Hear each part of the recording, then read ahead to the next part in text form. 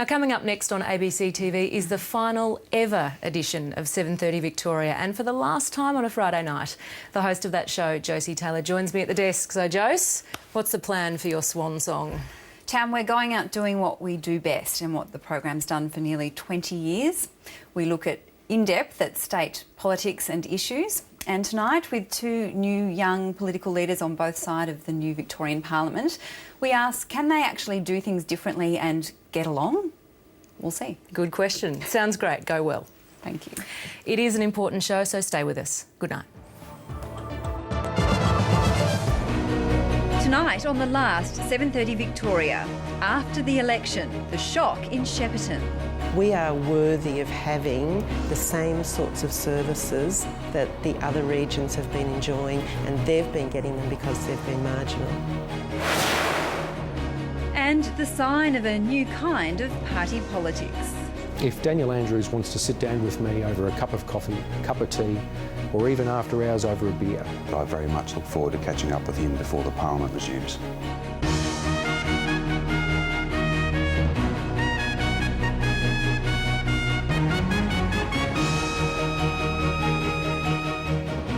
Welcome to 7:30 Victoria. I'm Josie Taylor.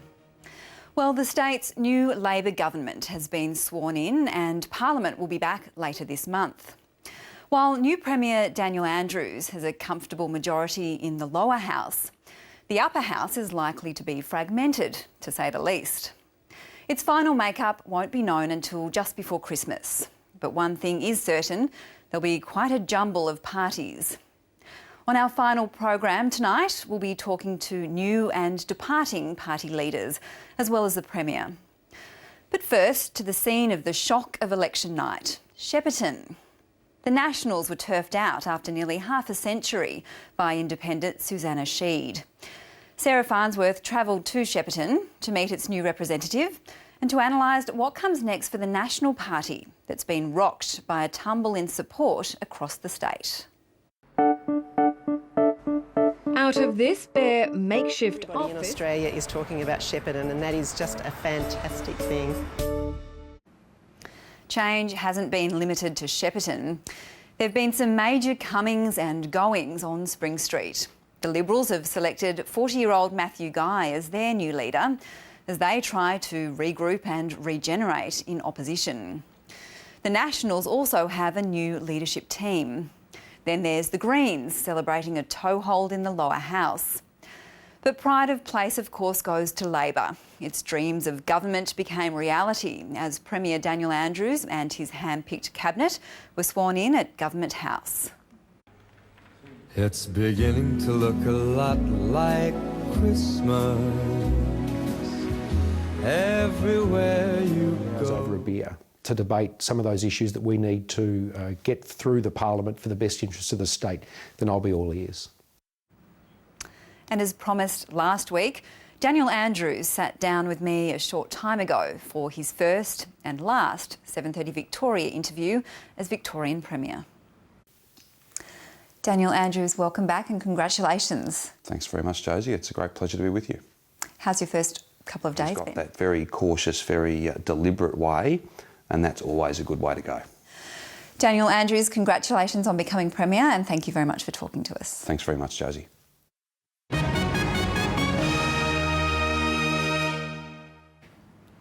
So as some things start, others come to an end. This is the final edition of this program. So as we sit in the departure lounge, let's celebrate the life and times of a show that's always really been known as Stateline. That 7:30 Victoria thing never truly caught on. Andrew Bell has been going through our archives.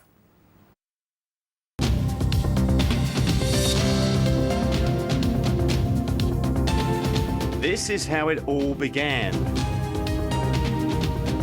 Hundreds of stories and thousands of voices followed. Victorians talking to Victorians. Welcome to the first edition of Stateline. Next, coming up in one.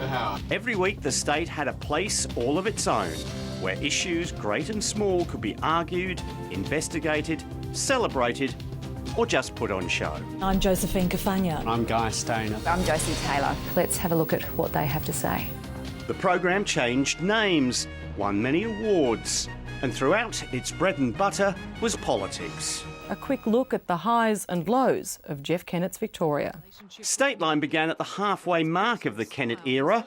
Things were rarely dull. Made in Australia, sir. Made in Victoria.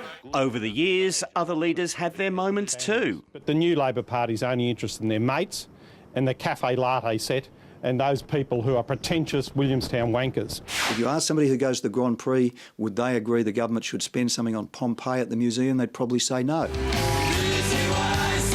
Surprises were sprung on Spring Street. Well, rarely are politicians lucky enough or wise enough to choose their moment in the way that Premier Steve Bracks did today. Sometimes politicians just got pushed. What about the pre-selection of Jeff Shaw last election? Is that something the party should have handled Nice differently? try, Guy. I'm not going to go there. You know what I do? I'll keep dragging one up until I can find someone who wants to put their body in. Are the games people play? Well, today on the eve of the state election, we're giving you a bit of a break from it all. Instead, we'll be talking about a topic much closer to the hearts of Victorians: football. Stateline charted many changes on the Victorian landscape. Football became a city-based business and a barometer of the health of rural communities. We've come to an end of an era now. While along the Yarra, a new era was starting. Well, the Melbourne Docklands at the moment might look a little barren, a little bare here, but with a little imagination and a lot of hard work, we will soon see a very vibrant, active area down here. High-rise living in Melbourne was on the up. Down on the streets, the living was brutal. Mario Condello was a man of many faces. Other names became familiar. Would you consider, say, Tony Mockbell your friend? I consider him a friend. And Roberta Williams, Carl Williams? I would consider them friends. I consider most of my clients friends. If the gangland wars had a peculiar glamour, the program also reflected the day-to-day frustrations and worse of other Victorians. People have gone in as a group to order coffee, and the Aboriginal person in that group has got a paper cup and not a proper china cup. A single sentence that told so many stories.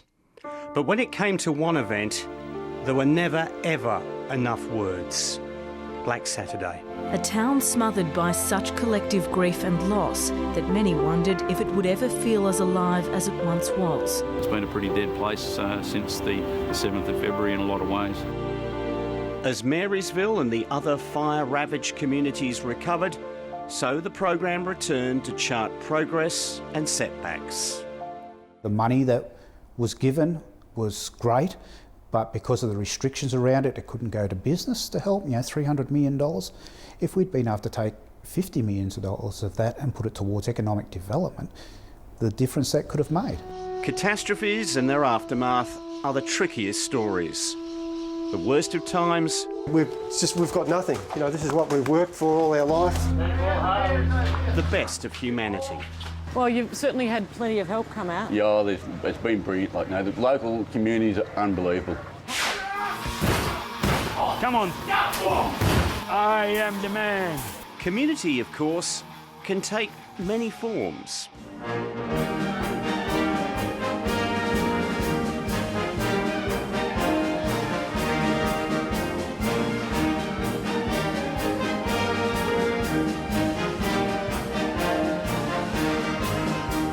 Some of Stateline's most memorable moments came down to showing Victorians doing what they love to do. OK, our next trivia quiz question. Where would you find the world's largest ant colony? And our final question? Which story simply had to end this somewhat quixotic wander through the vaults? There was no contest. Doing Boxer Wars is without a doubt the best and only reason for a war. We say the best war is a Boxer War. And on that note, that is 7:30 Victoria for this week, for this year, and for all time. This is and always has been a program about people, Victorians, and the issues that made you angry, sad, happy, or just plain confused. We will continue to report on those topics and more across various ABC programs in the future, on the Sunday night extended bulletins and on news specials in the new year. But a particular program where our stories are all together at one time, yes, that is over. And as you might expect, our small team is very sad to say goodbye tonight. But we are also very proud to have continued right to the end with this program's great tradition of bringing you local stories from all over Victoria. Many people have been part of that process: reporters, camera operators, editors and studio staff. We all bid you farewell tonight. Thank you for sharing your Friday nights with us, and thank you to those who shared their stories with us over the years. We'll leave you with some memories of the people and places you've travelled with us this year. From 7:30 Victoria, from Stateline, from all of us, good night, goodbye. Do you hear me? Don't try to come near me. So tired, I sleep through the light.